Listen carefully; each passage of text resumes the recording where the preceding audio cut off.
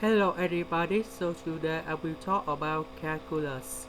The topic today is the integral.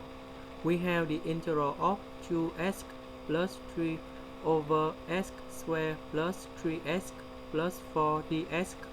So I will show the technique how to answer the question. We need to use about integration by substitution. So we got about u equals for this one.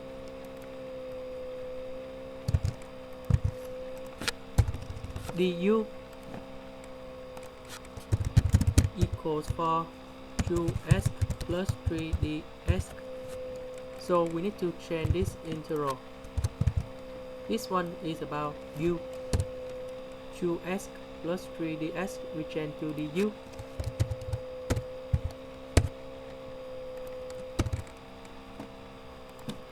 And we got the integral that's about du over u. And we got the answer that's about ln of the absolute value of u. And we put about u equals for this one.